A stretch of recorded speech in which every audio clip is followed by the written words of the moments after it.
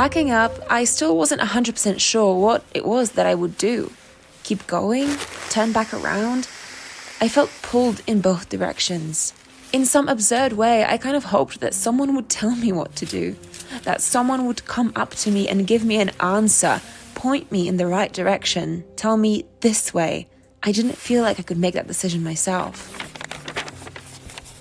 Yesterday, I ran all the way from Longmire to here, Summerland. That's where I am right now.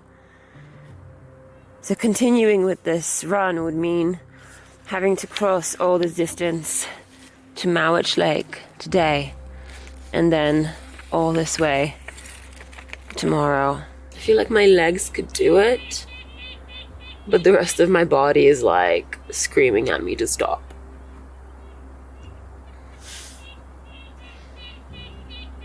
I just don't know if I can manage that massive distance twice, feeling the way that I'm feeling.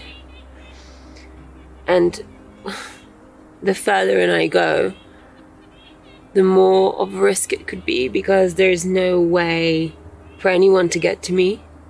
There's no roads on the other side of the park. There's no access. This is the last spot to turn around.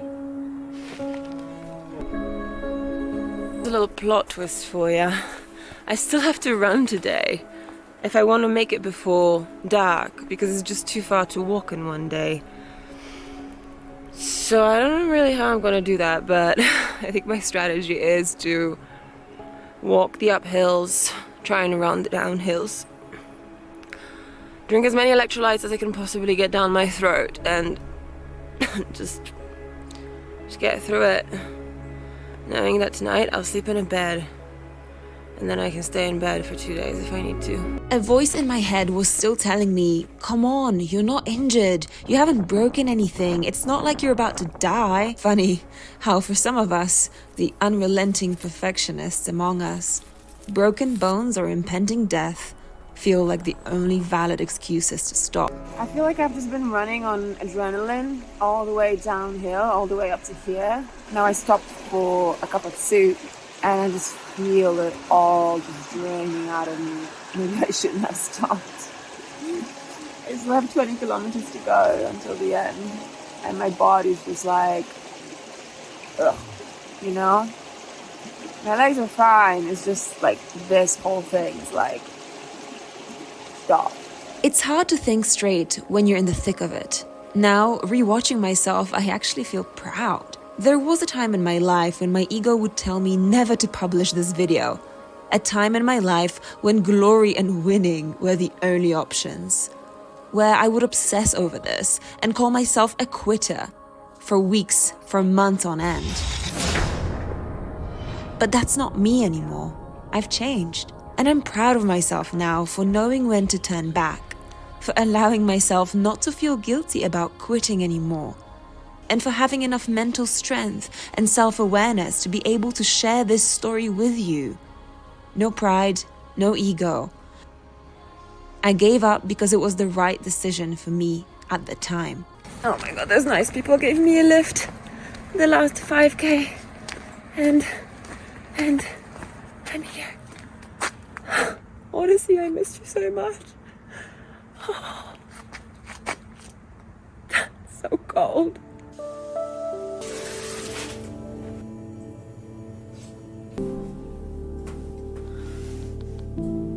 I didn't have to make this video, okay? It would have been a lot easier not to make it, in fact. I could have just pretended like this whole run never happened, and I wouldn't have to deal with it. I would get to keep up this image of myself on social media as someone who never gives up, as someone who always succeeds. That would be so easy. I could just delete the footage. That's it, goodbye, move on. But I chose not to. It took me a couple of days of thinking it through, and I discussed it on my Patreon with, the people that support me on a daily basis, and came to the conclusion that there's a lot of value in this video.